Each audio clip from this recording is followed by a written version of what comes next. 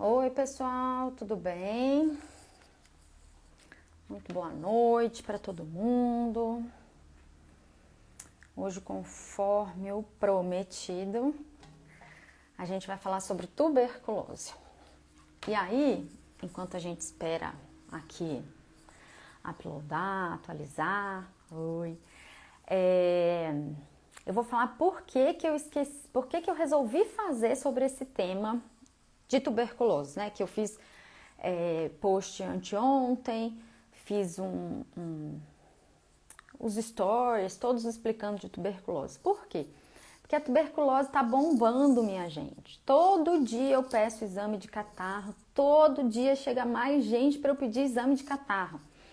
Então, assim, a gente precisa falar sobre isso e a gente precisa pensar nisso, porque é a máxima que eu falo para os meus alunos. Se você nunca pensar em tuberculose, você nunca vai dar o diagnóstico de tuberculose. Então, para dar o diagnóstico, você precisa pensar. Então, põe ali na sua cabeça, ó, enquanto você mora no Brasil, tuberculose, ok? Tá? Tem que estar ali no seu top 3 das suas hipóteses diagnósticas. Sempre tem que colocar tuberculose. Porque se você não pensar, você não vai pedir o exame e não vai dar o diagnóstico.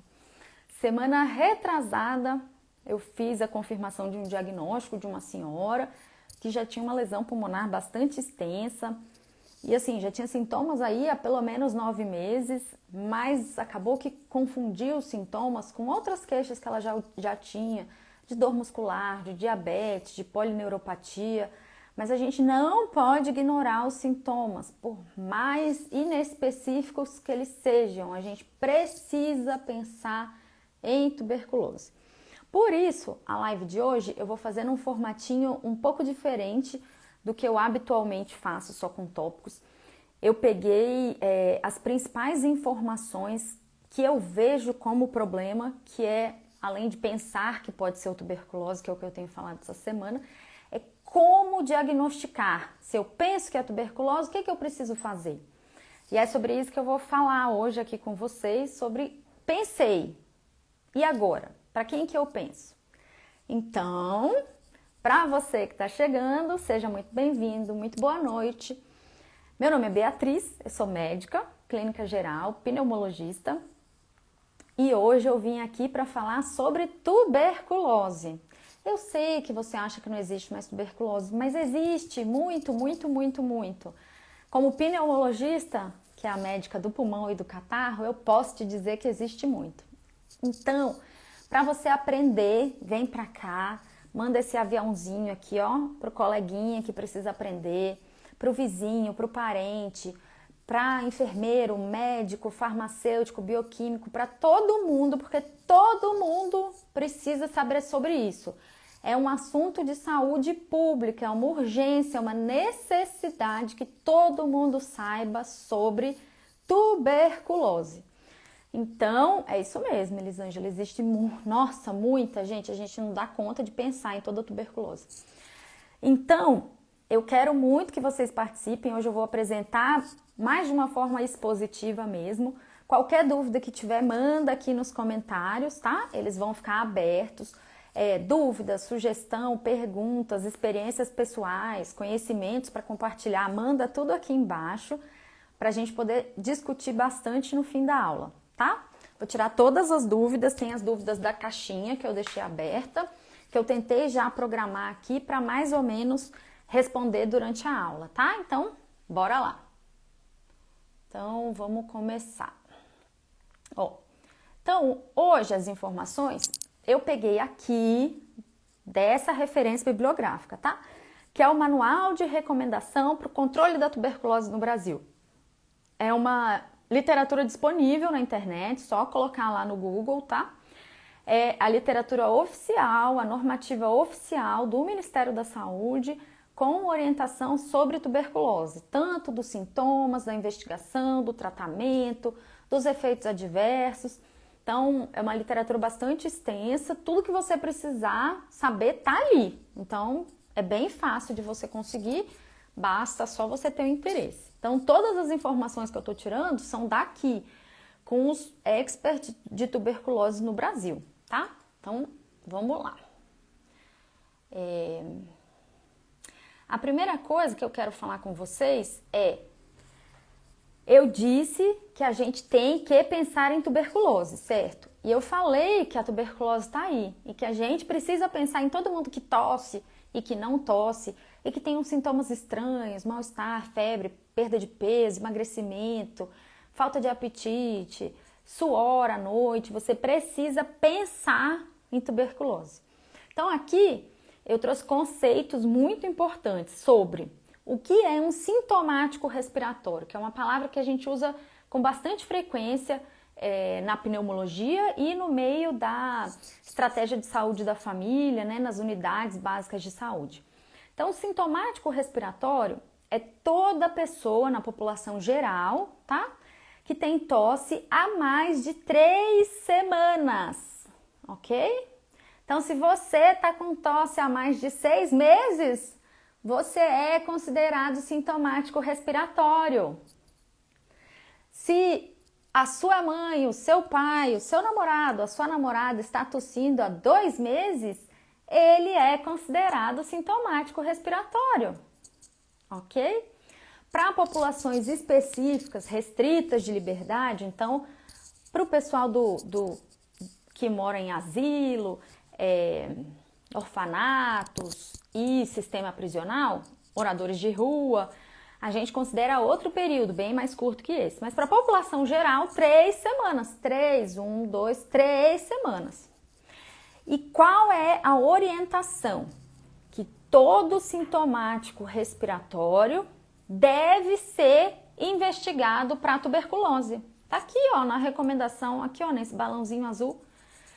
Então, deve ser feita a busca ativa, isso é da estratégia primária de saúde da família, que todo paciente com mais de 3 semanas deva ser encaminhado e solicitado baciloscopia de escarro, ok?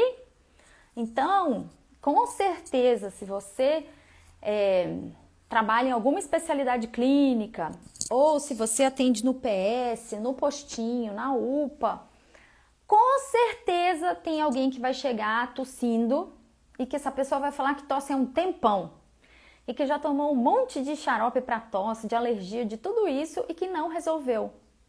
Dica: se essa pessoa tosse há mais de 3 semanas, você deve pedir uma baciloscopia de escarro. Ou seja, tem que pedir, minha gente. Esse protocolo, quando foi lançado, né, que tem uns 2 anos, ele dizia que quando a gente faz busca ativa, ou seja, quando a gente de saúde faz esses programas de rastreio, né, dentro das UBSs, em média, o que se espera para o Brasil, para a situação epidemiológica do Brasil, é que para cada 100 coletas de escarro, tá, 100 exames de catarro, em média, 3 a 4 venham positivas para tuberculose. Bastante gente, né? Então tem que procurar, senão o bicho da tuberculose continua por aí infectando todo mundo. Presta atenção. Então vamos aqui para o nosso próximo tópico. Agora que você já entendeu que precisa coletar catarro de todo mundo, eu vou te mostrar quando você suspeita de tuberculose, então, que a pessoa está tossindo, ou está com mal-estar, febre, falta de apetite, enfim, esquisita. E você quer pensar em tuberculose, concentrando aqui na parte da tuberculose pulmonar, tá? O que você tem que pedir quando você suspeita de tuberculose? Essa tabela aqui, esse gráfico, esse fluxograma, eu também tirei lá do manual de recomendação. Então, veja, aqui tá bem claro dizendo, se você suspeita de tuberculose, você tem que pedir a baciloscopia, que é o exame de catarro, tá? O PBAR, que a gente chama. Se na sua cidade, no seu município, tiver o teste rápido molecular de tuberculose, que é o XPERT ou EXPERT, é muito bom que você peça, porque é um teste rápido, super específico, porque ele pesquisa o DNA da bactéria e você ainda consegue ver associação com resistência à rifampicina, tá? Por exemplo, aqui na cidade que eu moro não tem, mas eu consigo pedir e a coleta é feita num dia específico que a UBS se organiza para mandar essa amostra para Goiânia, que é onde tem essa máquina, e aí faz lá e manda o resultado. Então, é um exame super específico, super importante e dos últimos que eu pedi, todos vieram positivos. Então, não tem na rede particular, tá? Porque não é um exame que compensa, ninguém está interessado muito em tuberculose, além do paciente e do pneumologista. Então, não é feito na rede particular, mas tem em todo o estado, tem o centro de referência do SUS para você pedir. É só fazer lá o pedido e escrever teste rápido molecular de TB, tá? O TRM-TB. E veja, aqui está dizendo que além da baciloscopia e, se você tiver disponibilidade, o teste rápido, você tem que pedir cultura para micobactéria. Não é cultura geral, porque senão eles vão botar lá para fazer cultura de fungo, aeróbio, anaeróbio, que não é o que você quer. Então, é cultura para micobactérias. E quando você faz a cultura, se vier positivo, já faz automático esse TS aí, que é o teste de sensibilidade. Aí, o que eu queria chamar mais atenção para vocês é: você reparou que nesse quadradinho aqui te mostra os exames que você tem que fazer? Os exames são baciloscopia de escarro, que é o PBAR, teste rápido molecular que você pode pedir, e eu super recomendo que você peça. Ah, mas eu não sei como pede, que dia que faz. Pergunte. Se você estiver numa cidade grande, entre em contato com a Secretaria de Saúde, com a Vigilância Epidemiológica, pergunte para algum colega. Se você mora numa cidade pequena, é mais fácil ainda, porque o acesso à vigilância epidemiológica é mais próximo. Então é só você perguntar qual é pelo menos o posto que o paciente precisar ir para coletar, para entregar a amostra. E a cultura, todo mundo que você pensar que tem tuberculose, que pode ter tuberculose, deve ser pedido cultura para micobactérias. Todo mundo, ok? Por quê? Porque a cultura é a identificação de padrão ouro. Precisa ter. Muitas vezes a baciloscopia vem negativa e a cultura ela demora, né? Aí, dependendo do método, de 15 a 90 dias para sair, mas ela aumenta a chance daquele catarro que tem pouquinha bactéria crescer a bactéria da tuberculose e muito. Então, assim, precisa pedir. Então, a orientação é que se peça, no mínimo, 2 amostras de escarro para baciloscopia e 1 amostra de escarro para cultura, ok? Não esqueçam de pedir a cultura, é fundamental. E aí tem as chavinhas aí, o desenvolvimento do algoritmo, né? Que se for positivo, negativo, como é que a gente interpreta. Agora presta atenção você aí, porque isso eu vejo errar demais. Todos os dias eu vejo isso errado, me dá muita gastura, por isso que eu resolvi mostrar isso aqui para vocês. Vocês percebam que aqui não tem escrito nada sobre PPD, né? A prova tuberculínica, aquela do braço que volta para ler 48 horas, 72 horas depois. Não tem escrito. O que isso significa? Significa que se você está pensando que pode ser tuberculose, você não tem que pedir o PPD. Não, você tá louca? Não tô, gente, não tô. Não é para pedir PPD se você suspeita que o paciente tem tuberculose ativa. Por quê? Porque no Brasil, que é um país de alta incidência e prevalência de tuberculose, a maioria de nós já teve contato com alguém com tuberculose. E quase que a maioria absoluta de nós já foi vacinado. Teve o contato com o bacilo logo que nasceu. O PPD, ele é uma reação de hipersensibilidade tardia, ele serve só para mostrar se você já entrou em contato ou não. E no Brasil, a gente já entrou em contato. Então, um PPD negativo, não reator, não exclui tuberculose. E um PPD reator, forte positivo, não confirma tuberculose. Não é para pedir, gente, pelo amor, não gasta o PPD à toa. É difícil, a importação do PPD, todo o PPD utilizado no Brasil é importado. da China, da Índia, é difícil liberar para a Anvisa porque é um purificado de proteína. Não gasta o PPD à toa, minha gente, não faz isso, é inútil pedir o PPD se você acha que o paciente tem tuberculose. É contraproducente, é bizarro, não faça isso, ok? Vamos para o nosso próximo tópico aqui. Vamos ver aqui, ó. Então, aqui eu tô reforçando para vocês que nos locais que você tem acesso ao teste rápido molecular, ou que você consegue enviar a amostra para fazer o XPERT, o teste rápido molecular, você deve pedir tanto para diagnóstico inicial de caso novo, quanto para retratamento, tá? E é importante lembrar que a secreção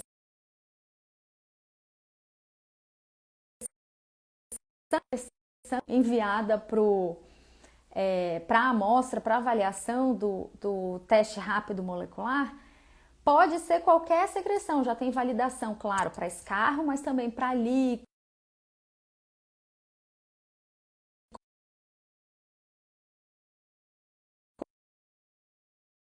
É importante que você saiba quando pedir.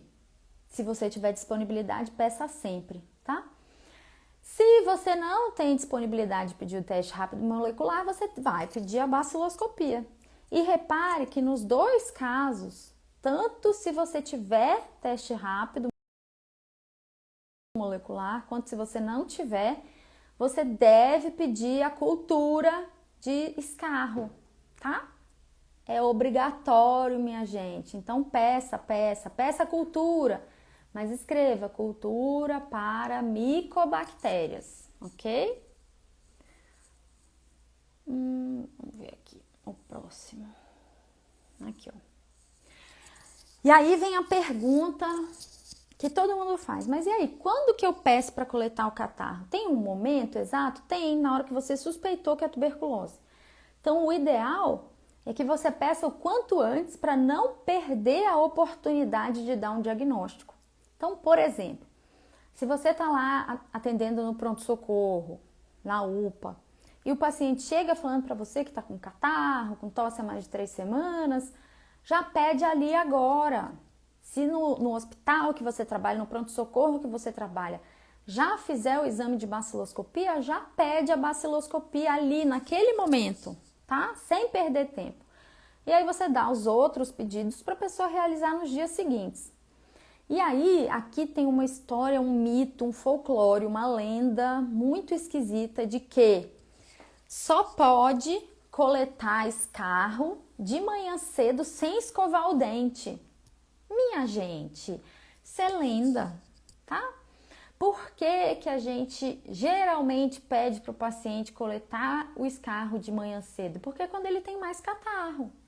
Pensa, a pessoa ficou a noite inteira deitada, dormindo, acumulou o catarro. Quando ela se movimenta durante o dia, aquele catarro tende a sair, tende a expectorar. Então é mais fácil coletar pela manhã, tá? Mas não tem problema nenhum se você estiver atendendo a pessoa na hora do almoço, depois do almoço, e a pessoa já tiver tomado café, comido, desde que ela faça uma higiene oral adequada, para não voltar arroz, feijão, carne, né? Faz ali um bochecho, já pode coletar o catarro e despachar o catarro para análise, entendeu? Então, se a pessoa tem catarro de manhã, de tarde, de noite, e se o local que vai receber o catarro funcionar 24 horas, por exemplo, você pode mandar o catarro a qualquer hora. Então, para com essa leseira de que só pode coletar o catarro de manhã cedo, sem escovar o dente, sem fazer bochecho, sem comer, em jejum.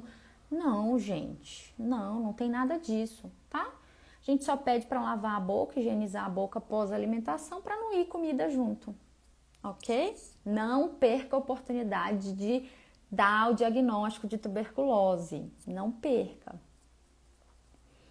E aí, vamos aqui, pronto. Lembra que eu falei lá no começo, quando você suspeitava de tuberculose, que era para você pedir baciloscopia, né, o PEBAR, o teste rápido molecular e a cultura? Que eu disse que não não era para pedir o PPD, que o PPD não é exame para ser utilizado para diagnóstico de tuberculose ativa? Pois é, não é mesmo. Nesse manual que eu mostrei, aqui diz bem claro que o PPD ele é utilizado apenas para fazer o diagnóstico de infecção latente, tá? O que é infecção latente?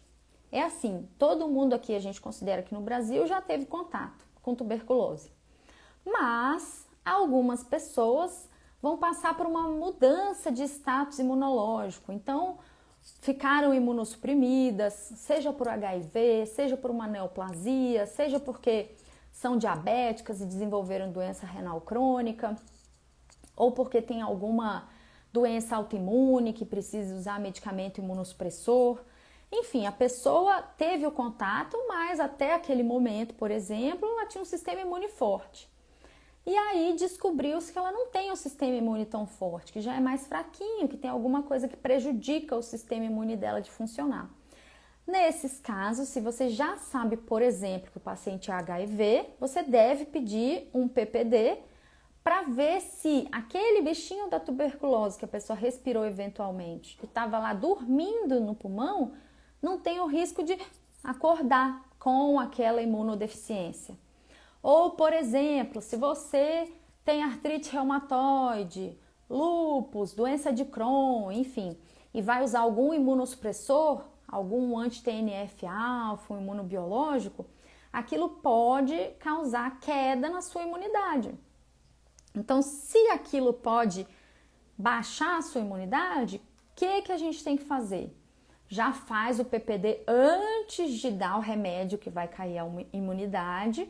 Se for reator, né, forte reator, a gente já faz o tratamento que antigamente era chamado profilaxia, quimioprofilaxia. Mas hoje é chamado de tratamento para infecção latente, não tem doença ativa crescendo. O bicho está ali dormindo. Mas quando você nocauteia o sistema imune, aquele bicho que estava dormindo pode acordar. Então, o PPD atualmente ele só tem uma função: rastreio de infecção latente por TB no paciente que vai mudar o status imunológico, ok? Se você pede PPD para ver se o paciente tem tuberculose, você está errado. Você não está certo, está fazendo contra as recomendações, gastando material desnecessariamente, fazendo com que o paciente perca tempo, gastando de forma inútil os recursos da saúde, tá? Para com essa besteira, hein? E aqui, pra gente terminar, eu queria relembrar para vocês que muita gente me mandou mensagem na caixinha falando: mas eu não tenho a vacina, eu não tenho a marquinha da vacina, mas eu vacinei, eu preciso vacinar de novo.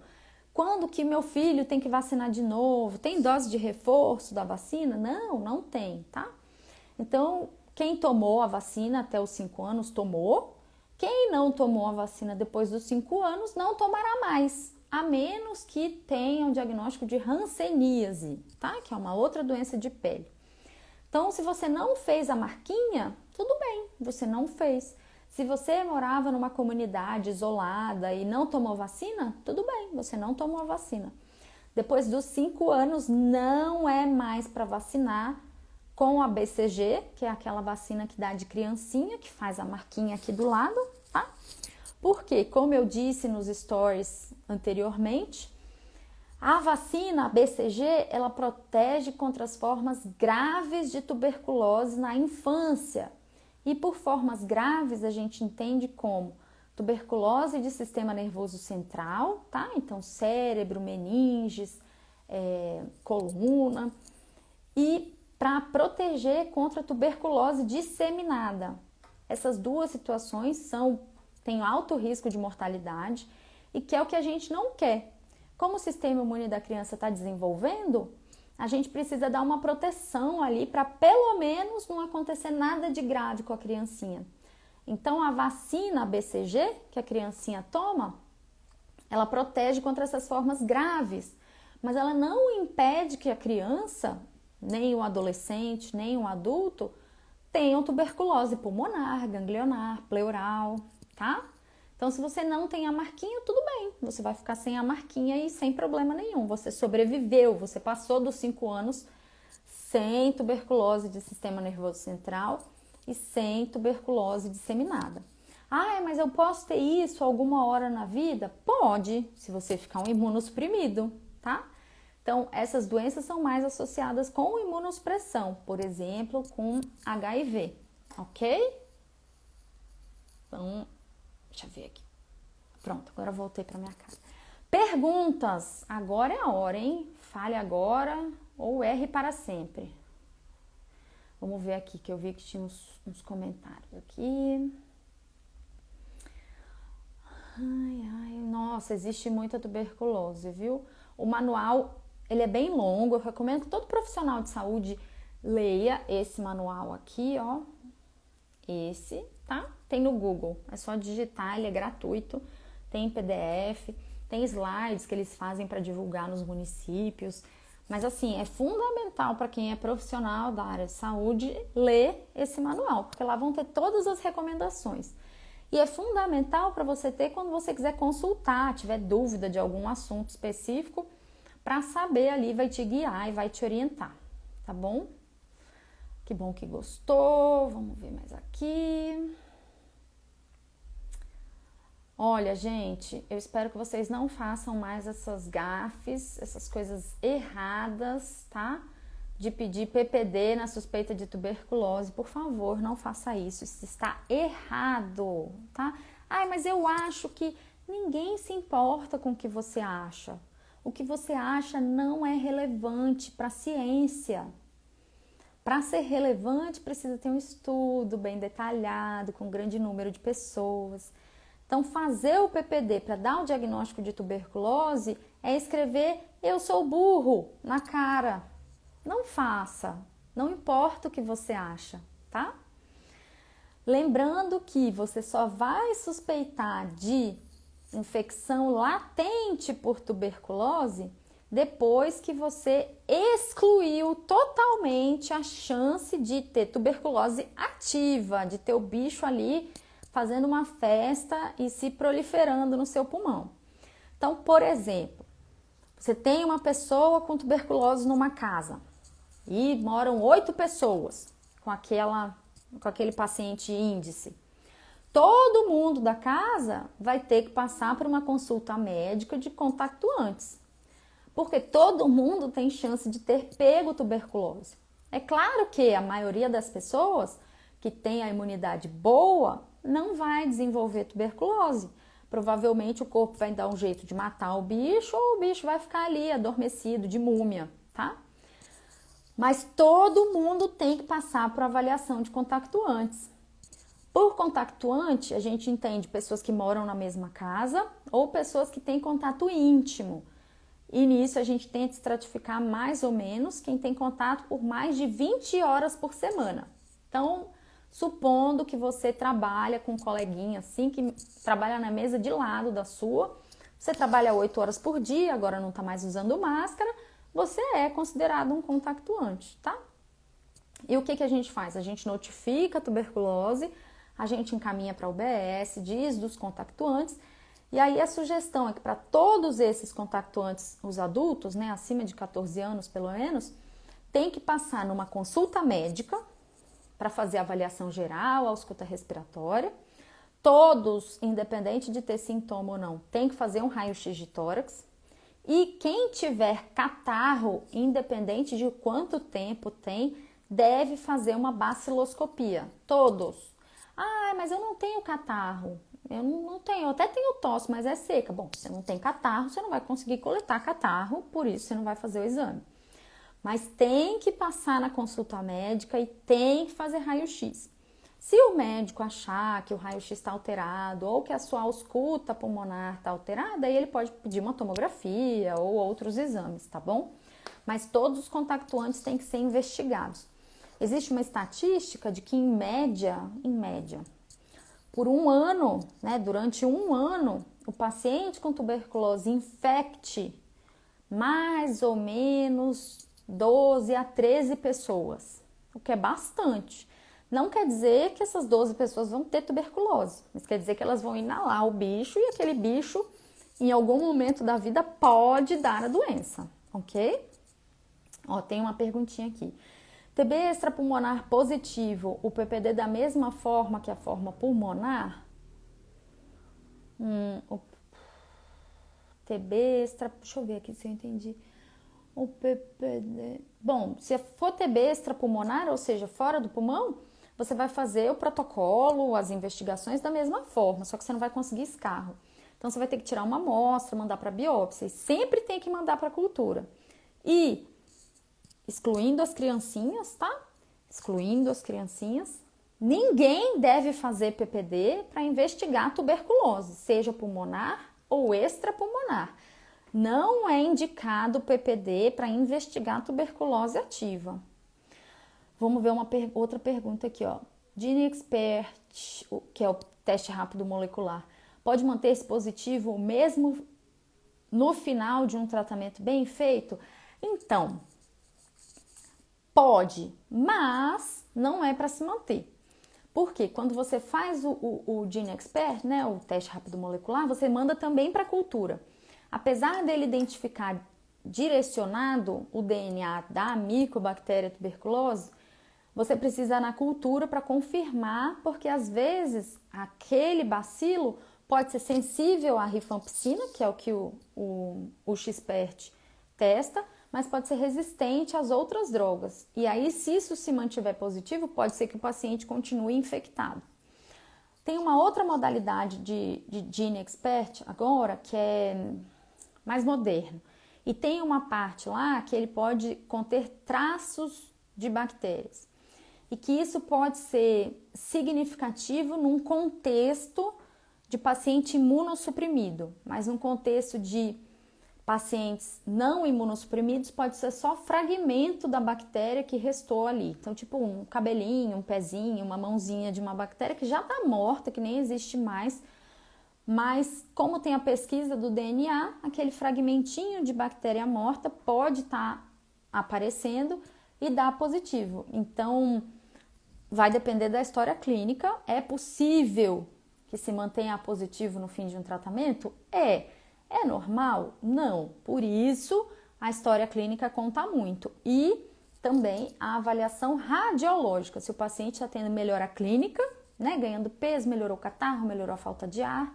E também a melhora radiológica. Porque se não tiver nenhum nem outro, aí realmente é porque não tratou, o bicho não morreu, deve ser resistente a alguma coisa ou o paciente não está tomando o remédio direito, o que é o mais comum de acontecer.